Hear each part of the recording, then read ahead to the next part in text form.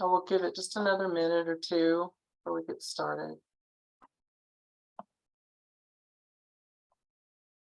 I put the copy of the PowerPoint and kind of like what I call like a little cheat sheet. It takes really all the key information that you need from this presentation and puts it into basically 10 bullet points.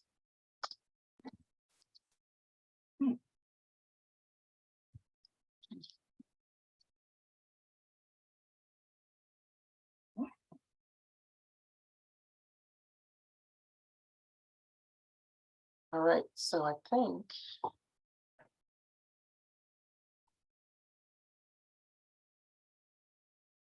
got everybody.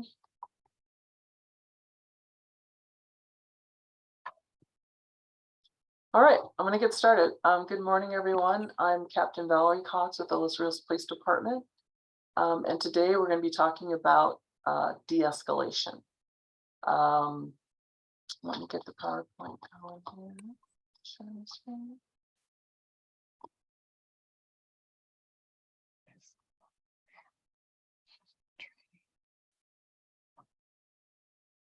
Okay. Can everyone see the PowerPoint? Hello? Hello? Yes, I can see. Okay.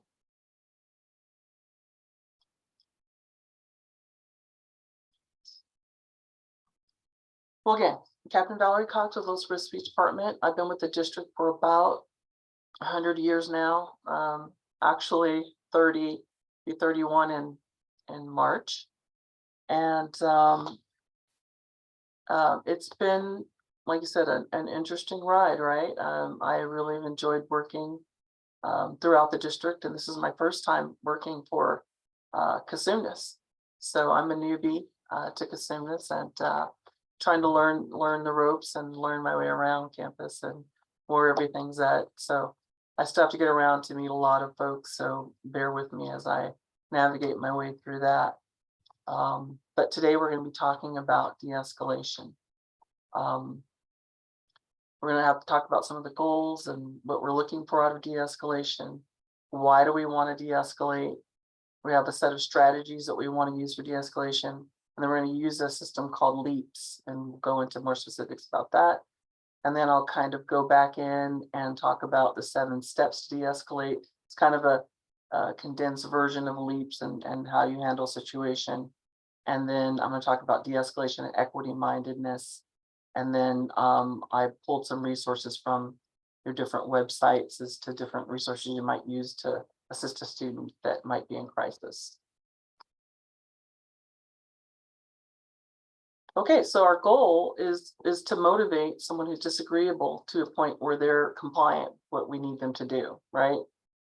And sometimes when people are disagreeable, they are, you know, at a heightened state, and sometimes they can't hear us where we're at, right? So we're trying to figure out what are some strategies for us to get this person to allow us to help them. Sometimes they're getting in their own way of getting the help that they're actually there to receive. But in the moment, whatever the agitation is preventing them from communicating effectively enough in order for us, the service, the people we're trying to serve them, or to fix what's happening, trying to get the temperature down on them for them so that we can actually get to what the nugget of the crisis is to be able to help them, right? And so we want to use this this tactic by just using language, right? And we don't want to try to express our personal feelings. We don't want to shame or blame or manipulate. And then we want to safely take action if our words fail. This is a way to look at conflict creatively, because we're going to be using a lot of different strategies to figure out, you know, how can we gain compliance. And then here's a really key point. It's really important for us, each of us, to maintain our emotional control, because sometimes we don't realize how the person who might be yelling or screaming or cursing might impact our our feelings, and then how those feelings might uh, be transferred into the situation and make the situation worse, right? So that's a really important point. And then the thing is we're trying to maintain professionalism, and sometimes a situation where um, things are kind of deconstructing, right? We're trying to maintain control. We're trying to um, maintain a standard, right? Um, and so these are the types of things we're going to be looking at today. So what is it, right? We're trying to, what is de-escalation? We're trying to figure out, how do we help someone who's in crisis and they're elevated. We're trying to reduce their frustration. We're trying to figure out, how do we have a conversation with them to be able to get to know what's happening, right? And we want to try to reduce the tension. We want to keep our voices calm. We want to be able to, advance the communication, right? We want to be able to have that conversation. So one of the things that, I think is always helpful is, like I said, how we respond, how we act is a really critical component to de-escalation. So if, even when someone's yelling and they're upset, if you're calm, your actions, your calmness has a calming effect.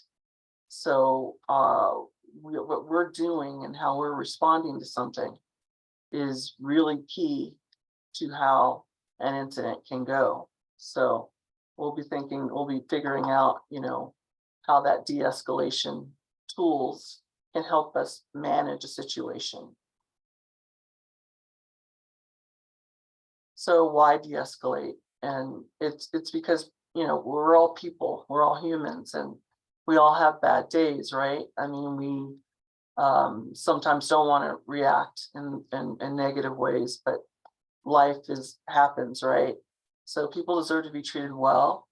You have to remember that when something's going on and someone's in the way that they're responding, that it's not personal to you.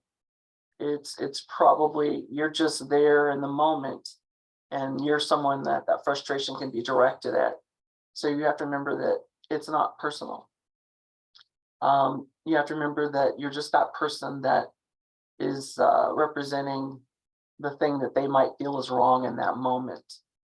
But more than anything, you're the professional. So you have to be able to maintain your cool in order to help the person that's in crisis. And this is really important. People are not problems. People have problems, right? I mean, we have all been in situations where we've had a bad day, but it's not indicative of who we are. Generally, it's just where something has happened in our lives or in that day that might be causing us to respond in the way that we are. And so if you kind of think about it that way, then that's helpful. I also try to figure out, I always think about, how would I want to be treated? How would I want someone that I love, my mother, my brother, my sister, how would I want them to be treated in similar circumstances? So I think that's an approach that I try to take when I'm dealing with someone that's in crisis. I try to think about, put myself in their shoes and try to figure out how to reach them in the most productive and respectful way that I can, right? And using a situation, thinking about how am I using the same approaches, or am I approaching the situation in a way that is indicative of how I would treat everyone, not just certain people, right? We want to be consistent in how we present ourselves and how we handle situations as much as we can.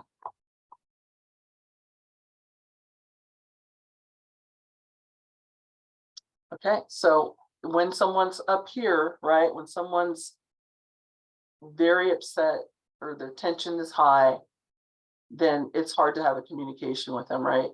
And so in order to lower the temperature, you have to use these tactics so that you can begin to reason with someone and help them get to yes, right? Sometimes, like I indicated earlier, they get in their own way. And I know that as a police officer, in our world, we call these techniques verbal judo. And as a police officer, we have all these different tools that we have at hand to deal with issues. However, in the 30 some odd years that I've worked in law enforcement, probably the most valuable tools that I've learned have to do with de-escalation. Because when you can de-escalate a situation, you don't need any of the other, you don't need to go physical, you don't need to do any of those things. So it has been the most valuable tool that I've had as a police officer, is just being able to get and talk to someone, and I usually try to do that by just having a calm voice myself. I like to introduce myself. Hi, I'm Valerie. What's your name? I try to get their name so that you've made a connection. We're going to talk about building rapport a little bit further on, but the goal is to try to develop a relationship with this person so that you can help them. And you're going to hear that word a lot throughout this whole presentation, because that's our goal, right? We're here to help and support students, to help and support one another. And so this is what we're trying to do. We're trying to lower the temperature so that we can find out what the problem is, so that we can help. So our de-escalation goals become building rapport, right? So what do you do with that? You try to, like I said, get their name. You try to figure out, you're listening to them. You try to figure out what they want. You want to try to gain their trust. We talked about reducing the tension and lowering the emotions, because when people are up here, it's hard to get through that. And so we're trying to use all these tools that we're going to be gaining information on to lower that temperature. Because what we want, right, is for them to go from yelling. We want that behavioral change to being at a point and a state where we can provide the goal, to provide the assistance that they're looking for, right? We want them to be compliant so that we can come to an agreement on what it is they need, what resources we can direct them to, all those different things. And so I think that that's helpful. You want me to email you your February? Yeah. Alejandra, did you have a question? Oh, sorry, I didn't realize I was not muted. Okay, no worries. And so my understanding, this is a group that is probably made up of a lot of classified folks, and that you guys are on the front line of working with at the counters and in situations where you have that direct connection with people that are coming in and seeking assistance, or that may be frustrated by one of our processes, or trying to figure out how to navigate our system. And sometimes, although we do our best, right? Sometimes that can be challenging if you miss a step, or you don't turn in a particular form, or whatever it is that people are coming to us for, and they are having a level of frustration that is manifesting in anger, or yelling, or cursing, or whatever the behavior might be that is causing the disruption in our areas, right? So our goal is to try to figure out, how do we reach these people and do what we can for them. So some of the tactics that we can use, and we'll talk more specifically, is just listening. That is a very powerful tool. And why? Because listening helps us figure out what the problem is, right? You're listening for what's motivating them, right? They're angry because they didn't turn in the form, and because they didn't turn in the form, now they can't get the financial aid that they need to be successful, to move forward, right? So you're listening to what are those types of things that are motivating them. Maybe they have to be at work in an hour. Maybe that's something that you can use later on to help facilitate cooperation. So you're listening to find that nugget of information that's going to help you resolve the issue. Sometimes it could be that someone's really angry about something and you might need to distract them. And maybe they're wearing an army medal or something, and you can kind of redirect and go, oh, is that a whatever type of medal? And then you could talk about how you were in the military and maybe build some rapport that way, or find a connection, right? And if it's something that it's negative, can you shift them to something that's positive? Changing the subject. Sometimes you can use humor, but you have to be careful, because sometimes what we think is funny may not be funny to someone else. But it can, if in very unique situations, be a tool that you can use, because sometimes we think we're funnier than we might be, right? So I used to want to be a stand-up comedian, but clearly that's not my forte. So that's why I'm here working, right? And then empathizing with the person. We'll talk about that, and giving them choices. It's like, well, we can do it this way, or we can do it that way. But when you're setting the limits, like I cannot help you when you're yelling and screaming. So please, can you lower your voice so that I can focus on getting you the help that you need? So you have to set limits on what you can be acceptable. You don't have to be abused through this process. It's just really about how you go about talking to and addressing the individual. So does anyone have any questions so far? I mean, we've got a lot of information that I'm throwing out there, so I want to give some space for anyone that might have some questions about the information we talked about. Or maybe you've had a situation that you have some questions about, or maybe some strategies that you've used that you want to share with the group.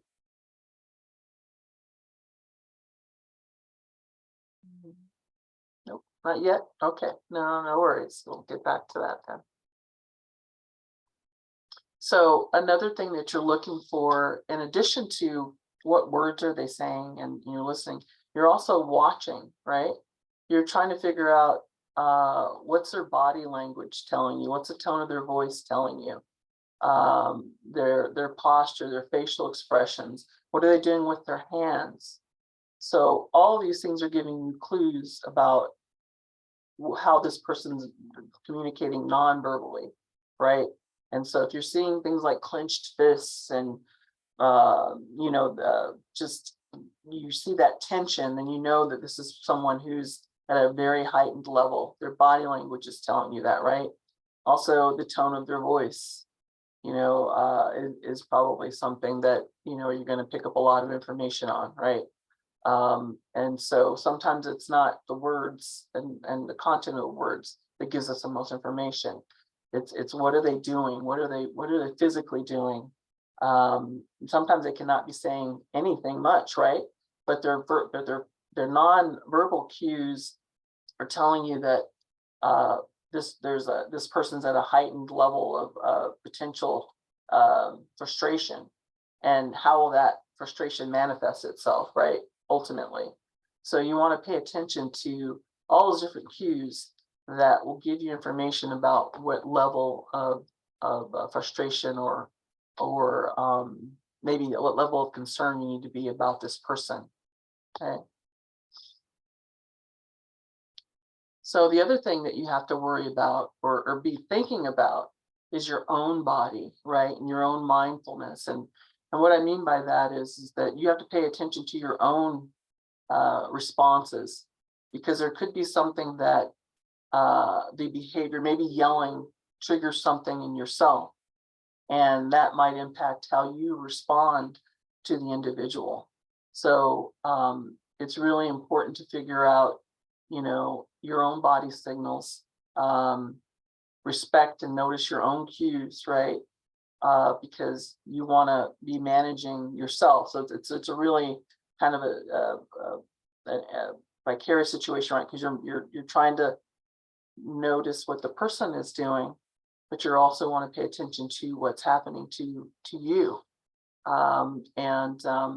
You may not even recognize that this behavior or this action is something that is causing maybe some trauma that impacts you. So that's something to be thinking about when you're dealing with crisis, is thinking about how it impacts you. Okay. And I'll share a story. When I was a little girl, my mom cut off this motorcycle guy, and he's kind of like, looked like he was maybe in some sort of motorcycle gang. And so the guy followed us into the parking lot, and he pulled up and he smashed my mom's window. I mean, her little rearview mirror, and I just remember like going, oh my gosh. And so years later, and even as a, grown woman, as an adult, when I see like a motorcycle person, I get a different person that's like, gang, looks like they have gang tattoos or whatever. Well, I just get anxiety. Even if the person's not doing, anything to me, I have a level of anxiety that comes up in me. And it's triggered from that event long ago, when I was a young girl. And I want to say a couple of years ago, I went to a concert and with a friend. And after the concert, we decided to get something to eat. And as we're coming into the restaurant, like a whole crew of motorcycle crew came in. We're pulling up at the same time, and my anxiety, I almost turned around and I walked out.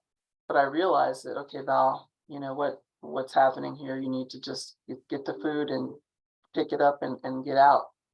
But the funny thing is that when I was coming out the door of the restaurant, one of the motorcycle guys opened the door for me, and he's very friendly and nice, and asked about, they'd gone to the same concert that we'd gone to, and we ended up striking up a conversation, and I felt really ridiculous. Yeah, I felt ridiculous, having that level of anxiety rise up in me. So it's just one of those things that, you have to think about when you're dealing with someone and trying to figure out whether or not, is your inner stress or tension, could that possibly be contributing to the situation? So.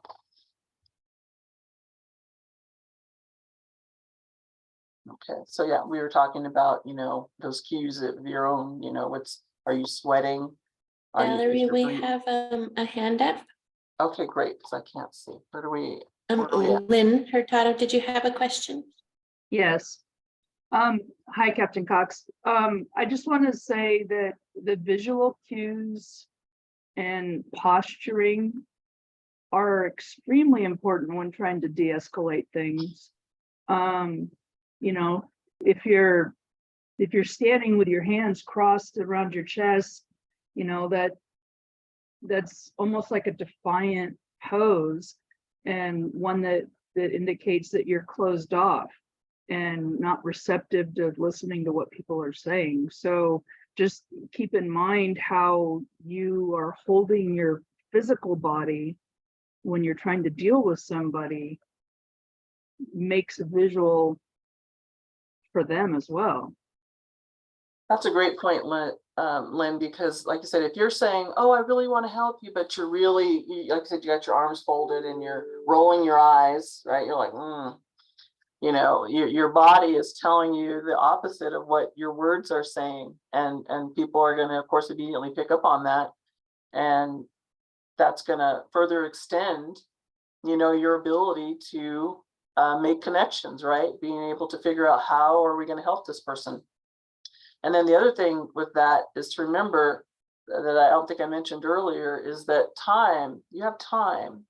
Time is on your side. You don't have to, you can take a little extra time to listen, to maybe ask some more questions, so don't think you have to be rushed And a lot of these strategies, it's not necessarily, although we're going to be talking about them as like, okay, 1, 2, 3, 4. It may be that you might have to go to 1 and then the 2 and then the 3. You might have to try different strategies at different times in order to finally, poke through and make that the connection that you need to be able to reach the person, right, when they're in crisis. So thank you, and I appreciate that. So all these different things, you're paying attention to all these different cues, your emotions, your thoughts, and you don't want to get caught up like myself and think everyone that comes on a motorcycle is going to get you. So you have to pay attention to those things that cause you to maybe respond differently. So another thing that's important, and a lot of times we're behind counters and things like that. However, if you're coming around to talk to someone, you also want to make sure you're mindful of personal space, right? And that's for your own safety. And sometimes people will misinterpret if you're too close. It might trigger some of their own, like I said, their own concerns about entering into that special personal space that we have. And so you want to be thinking about that. You also don't want to be in a position where you're so close that since that person is escalated, you don't want to be in a position where someone can reach out and grab you. You know what I mean? If they're at that heightened state. Now with that said, sometimes, when someone's in crisis, you can ask, is it okay to touch your, help you pick that up, or is it okay to, to hold that, just to ask questions before you take any action towards anybody physically, right? Ask for that permission. So you want to misinterpret what you're doing when you're reaching across or something like that. So something to be thinking about when someone's in crisis. So the leaps is a strategy: listen, empathize, ask, paraphrase, and summarize. We talked about listening, right? That is very important. You want to be interested, because as Lynn was saying earlier, if you're rolling your eyes and doing things with your body that is telling you that you're not really interested in listening, then you're losing that person right off the bat, right? So you're listening to what's important to the person. Like in the example that I gave earlier, it's like, I need to get this financial aid situation straightened out, because if I don't, I'm not going to be able to pay the rent for my family. So you're listening for those nuggets of information, or maybe they have to get this issue resolved before they have to go to work. What is that nugget of information that's going to help you potentially bring this to closure, right? And then you'll see later, we call it a little nugget, because you can always go back to it and figure out, how am I going to use that nugget of information to figure out how to get it done. And listening also, the other good thing about listening is that when you're letting them vent and talk, you're letting them expend energy, right? And that kind of helps calm the situation down, just by listening and letting them express what it is that they're frustrated about or angry about. And that goes a long way to kind of helping release some tension, just by listening and allowing them to vent. So another important thing is that when people are angry, like, words come out, right? I mean, sometimes when you're angry, words come out that, we think we've all been there, and you're like, wow, once I said that. But you have to understand that it's not personal, right? We talked about it earlier. It's just because they're upset. And so you can't react to their words. You're trying to find out, well, what's behind those words? What does this anger mean? What are they looking to achieve with that? And a lot of times, like we talked about earlier, you're that person that's there, that's representing whatever barrier they have to what they're trying to get to, right? So it's not personal. They are upset at a process, generally, not at me, Valerie Cox. They're upset that Los Rios has this particular process that hasn't worked for them for whatever reason, right? So really, it's about that frustration, and those words are just them yelling or looking for help, right? They're venting because they're looking for someone that's going to step in and help them resolve their issue, and hopefully that's us, right? Empathy, right? Empathy is very powerful. It means, like putting yourself in someone else's shoes, seeing through their eyes. Especially all of us have been students, or all of us have had different situations that we've been in, that we can usually step in and realize that what's the impact of what's happening to this person, right? And when they feel like you care, that you actually want to help them, and that you care about what's going on with them, and that goes a long way to gaining some compliance, because they understand that you are, when you say that you're there to help, you really are there to help. So it's something that you want to be sincere about, right?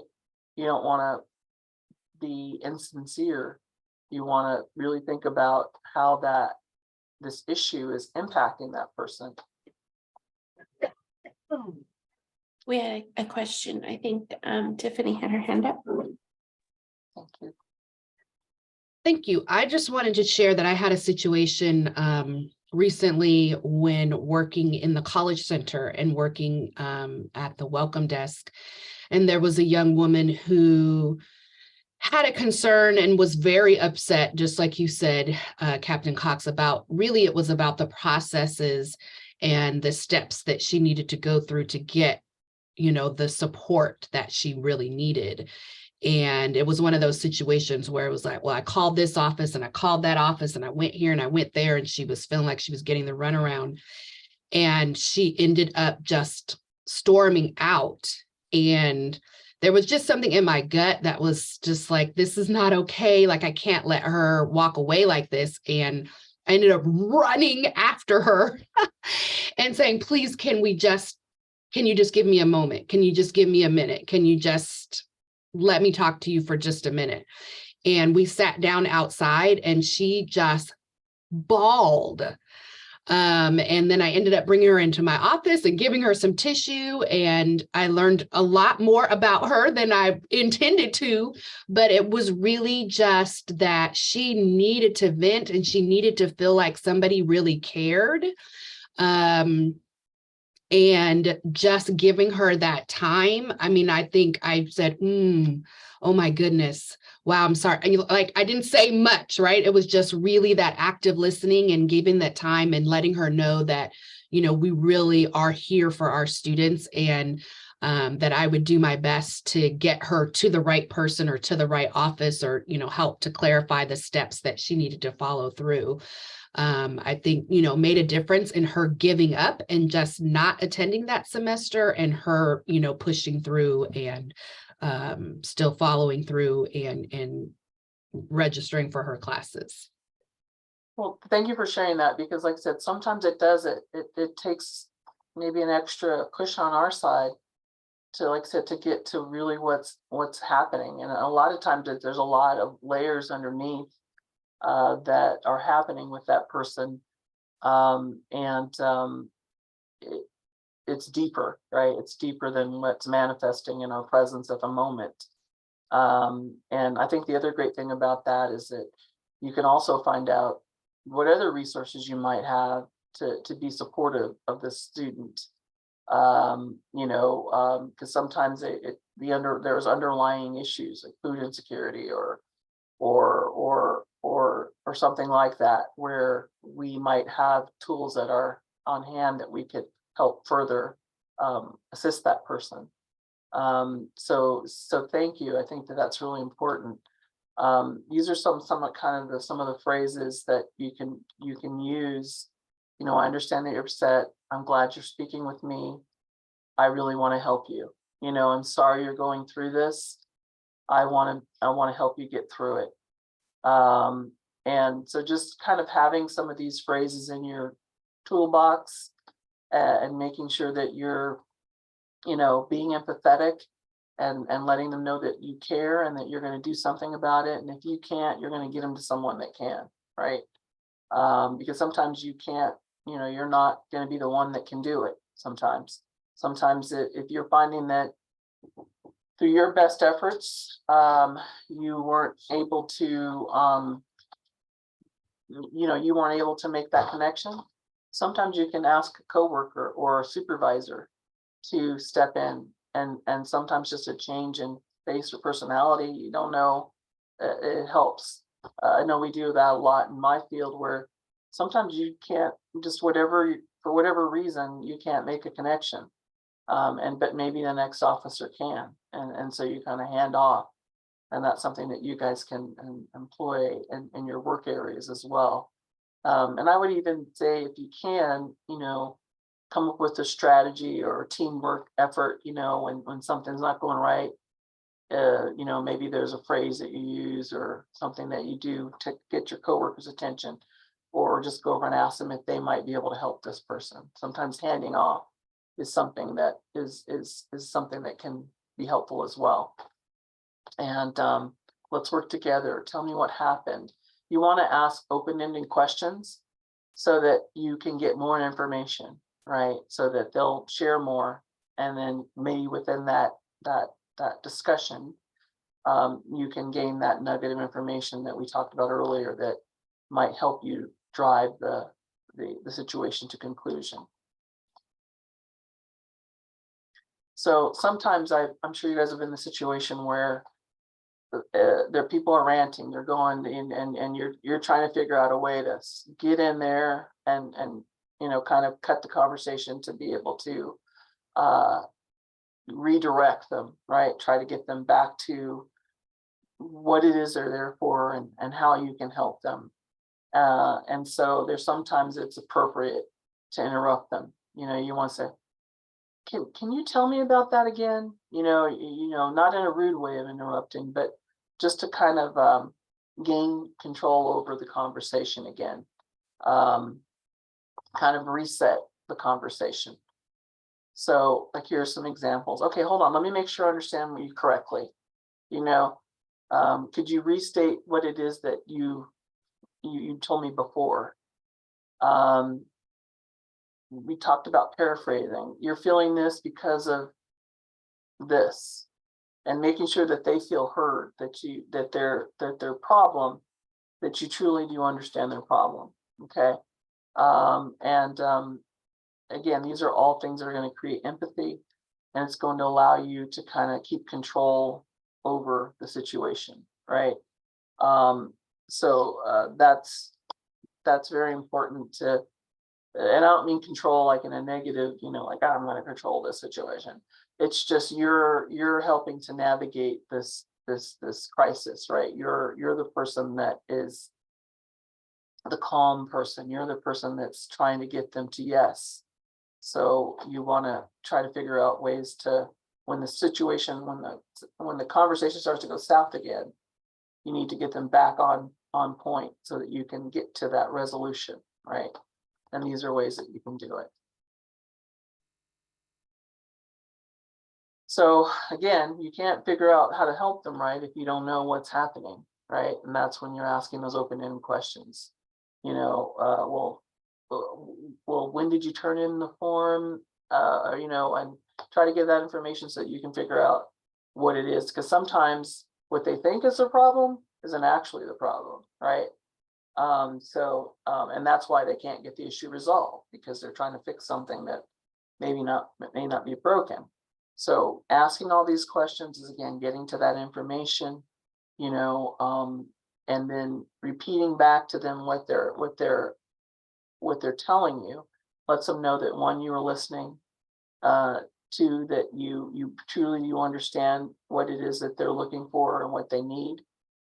So continuing to paraphrase throughout your interaction is helpful because again, they know that you're listening. They know that you are trying to get them the information that's needed or the resolution that's needed. Like I said, if it's not you, maybe it's someone, or you can walk them over to the department that can, or provide them with a resource that can. Um, Listening, asking, paraphrasing.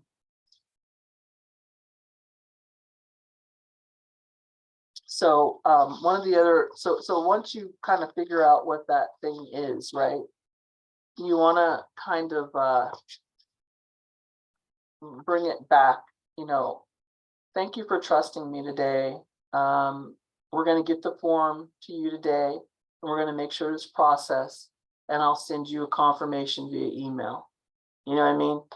You're just going to kind of talk about what you've done. You're going to be brief, you're going to be concise, and thank you for coming in.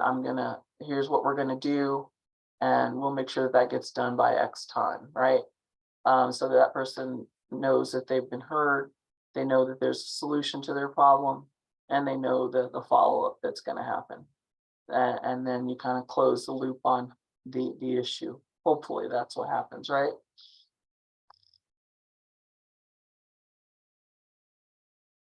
So the other thing I wanted to talk about, and it kind of goes back to that mindfulness that we talked about earlier, is just remembering how our own life experiences and the life experience of the student might be what's bringing, might be impacting what's happening in that moment. I think this is very powerful.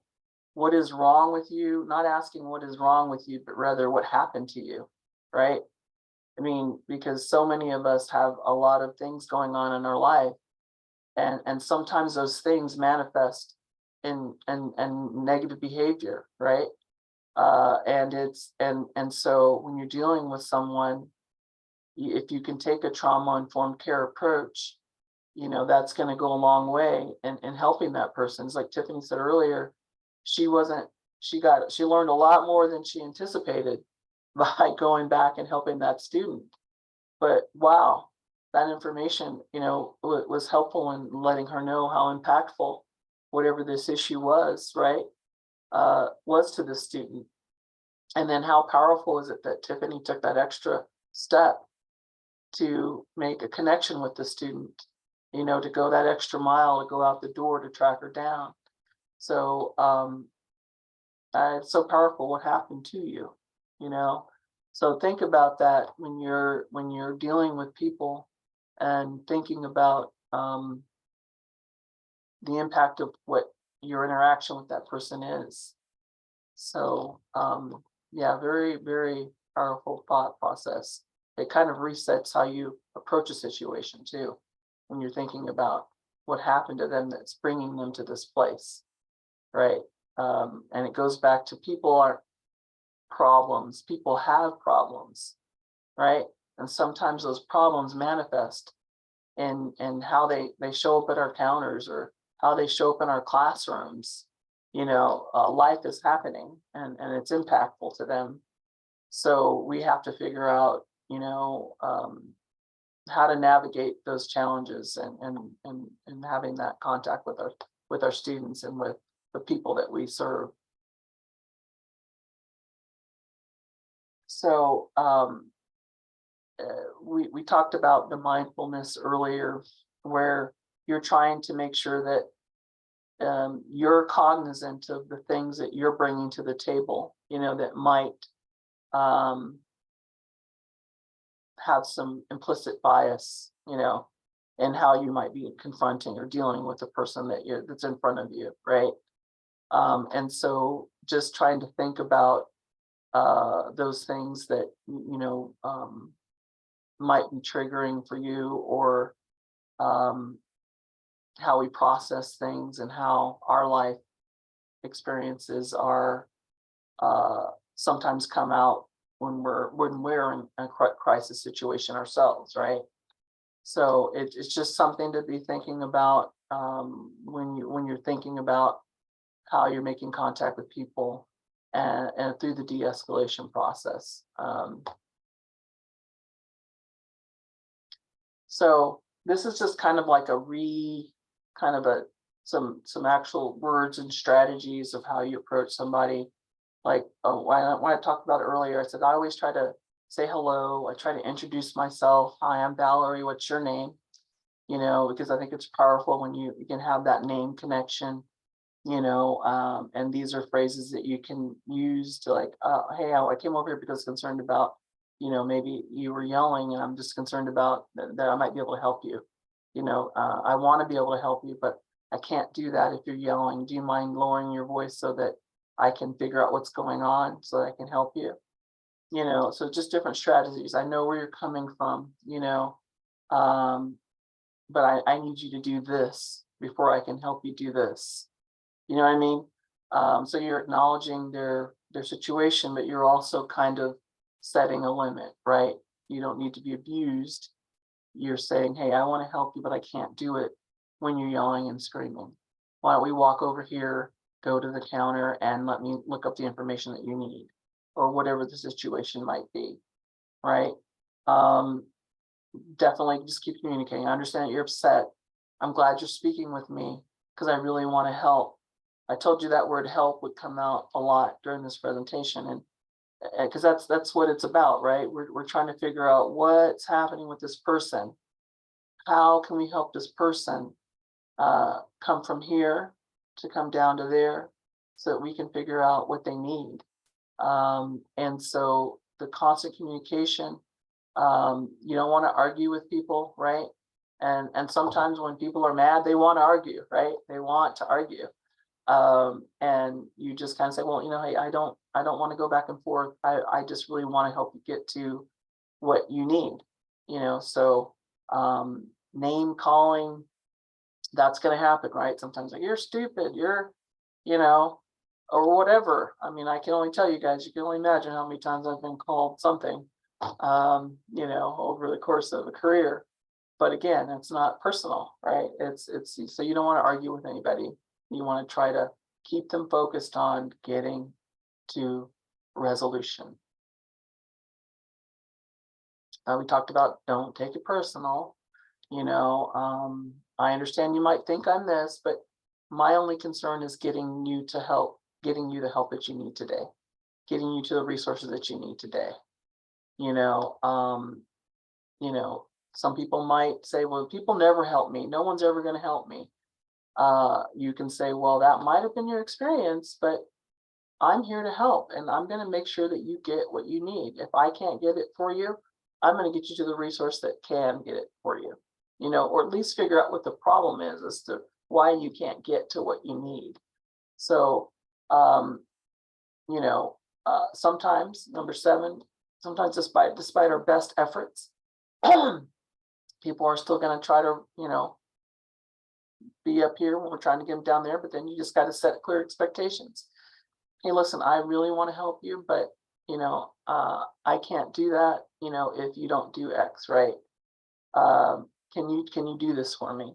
You know, can you please keep your voice down, because I want to help you and I want to get this resolved for you today. So whatever that thing is, you're just trying to, again, work with them, but set some clear guidelines. And then look down here. I mean, all these steps are great, but not if you're compromising your safety, right? At some point, if someone is violently throwing things or acting in a behavior that's not safe, then, you know, then that changes the conversation, right? But these are strategies that you're trying to use to de-escalate so that, you know, hopefully Captain Cox doesn't have to get involved, right? Hopefully it's something that you, your coworkers, or supervisor can help resolve so that it doesn't have to escalate. But sometimes, despite our best efforts, you know, it may have to go there. But the important thing is that you're keeping yourself safe and your coworkers safe. So, you know, all these are wonderful tools when they can be deployed. But every now and again, there's a situation where, you know, despite your best effort, you can't, right? So again, that word help, help, help, help, help, I told you guys. So again, remember these escalation phrases. I want to help you. How can I be helpful to you?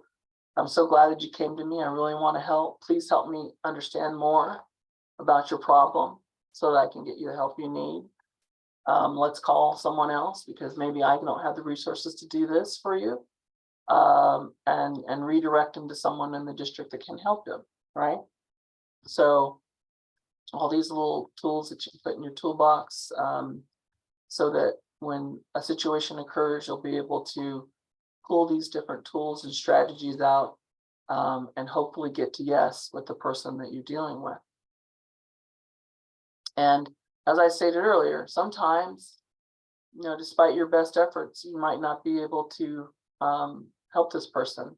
So when you get to the point where there's violence or threats of violence, some crime has been committed, maybe they've thrown a chair and smashed, vandalized the lobby or whatever.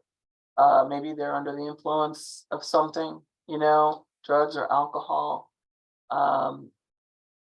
Then you can call LRPD and you can call the 558-2221 number.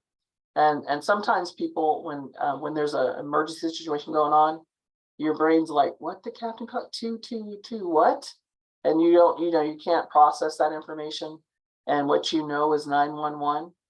Then just call 911 and then they'll direct, they'll get our dispatch center involved if needed. You can also contact us on the blue phones. If you're working at your computer, you can hit the Ernie icon and you can come. We'll come to that location. You can also notify us through the Rave Guardian app. If you have that app, there's a direct contact to LRPD, or you can text information to LRPD because maybe you don't want to, maybe you might feel that the situation could escalate if you contacted us. Excuse me, if the subject heard you calling the police, you could use the app and or direct, like I said, sometimes it's good to have a code word or something when you're working with your coworkers. Excuse me, guys. And then that person can be known to go in another area and call and get help. And then, of course, like I mentioned, you can just call the 911 if you can't remember the 2221 number. That is absolutely fine to do. A lot of resources that you have here for students that you can direct them to. Sometimes there's mental health, there's food insecurity, there's all kinds of things like I said going on in the background that maybe resources that you can also provide for the folks that are in crisis. So I see I've got a question, Irma Lopez. Yes, so I put a question in the chat. So yeah, is there a middle ground where we can call dispatch just to ask a CP to be present? So we're, we don't need, like guns drawn or anything just because we want to call dispatch, but we want to just have someone present. Just maybe that would affect that, just so we feel safer. Yeah, I mean, if you feel that that's something that is needed, you can call if that resource is available.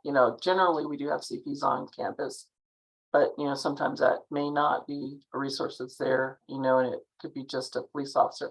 The other thing is you can call and say, can you have someone walk by? You know what I mean? Maybe we don't need to necessarily engage in what's happening, but we can go do a visual and just kind of make sure things safe, check on you guys, make sure everything's all right, or just walk by and observe and kind of see what's happening. So Yeah. that's always possible. Yeah. Okay, thanks. Yeah, just remember that, like I said, I know that, I mean, the goal is to not get us involved, if we don't need to escalate something, but we are here to support you. And how that support manifests is really up to if it's walking by, if it's standing by, maybe you already know there's going to be a volatile situation with someone because of past experiences or whatever. maybe we're just in the area. Maybe you call us and ask for what we call it a standby. You know, maybe we're not necessarily present, but we're close by. You know what I mean? So that if something does unravel, then we're right there to respond and assist if needed. Okay, I'm gonna go back. Are there any other questions for me? We have lots of time left, so we can talk about a specific instance that you had, or maybe something you kind of go, oh, should I have done it this way? Or so yeah, we're all here to support one another. So if there's something that you have a question about, please don't hesitate to ask. Amanda. Hi, yeah, so I work for one of the centers on campus, and last semester we had a situation where my coworker who was working the front, she came to me and said, I heard like one of the students playing with like a taser because she heard the loud noise, but she did not see the taser. So we could not confirm it. And so I was wondering, like, in those type of situations, how do we approach and question without also like putting ourselves in danger? So you thought you heard a taser, but you didn't see a taser? Yes, my coworker did, and she came to me, and because she thought, she was unsure of what to do in that situation. Yeah, sometimes, like, what I do as a cop, sometimes we, you need to have what we call consensual encounters with people. And usually, and then what that means for me is like, maybe I don't have reasonable suspicion that a crime has occurred, but I just want to check something out. And so what I'll do is I'll go over and I'll say, hey, how's everything going? Is everything okay over here? You know what I mean? I thought I heard a strange noise. Is everything okay? You know what I mean? And that might be one way to kind of, get a little bit more information or get a closer look to see if there's anything to be concerned about. And they'll probably say, no, everything's cool, but maybe there's something, maybe there's something weird going on. And I don't know, that might be enough to maybe call police, but that would give you a reason to go over there and check on them and just get a closer view. Do you understand what I'm saying? It's just another way to kind of approach it. Just asking if you can help someone is a great way to make contact with people and figure out if there's anything else going on. Okay, thank you.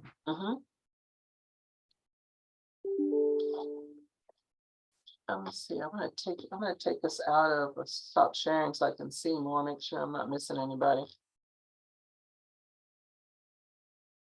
Okay. Any more questions?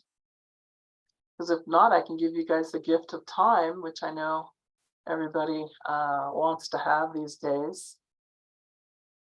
Spend less time with moi. Okay, well, if there's anything that like maybe you're too shy to ask, or maybe there's something I didn't cover that you have a question about, please don't hesitate to reach out and contact me. I should have put my phone number in there, but I'm trying to remember if I even know my phone number for CRC yet. I actually believe it's 7395. So if for some reason you guys just like, oh, Captain Cox, you didn't cover this.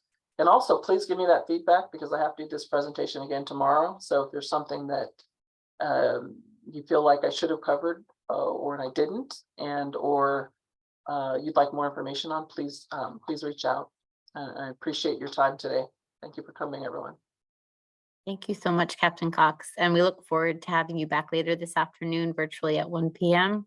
And You guys are again, gonna be sick of me. Okay, all right. it's a great way to get familiar with our faces and names too. And we look forward to welcome you more to the Cosumnes River College community. For everyone online, we are recording the session.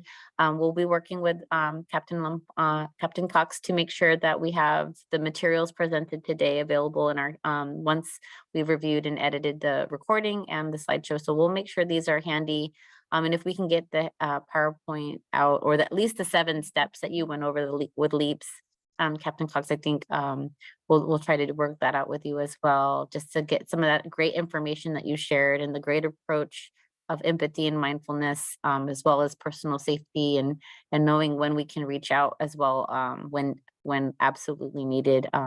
All of this was great this morning. So thank you so much, Captain Cox. Right, And thanks, if everybody. anyone, Have a good and evening. if anyone has questions, please send them to Andrea or myself, and we'll try to get feedback also to Captain Cox if you didn't catch her email. So we'll try to do the best we can to communicate with each other and get everything back out to you all. Take care and stay safe. Bye, everyone. Thank you, Captain Cox.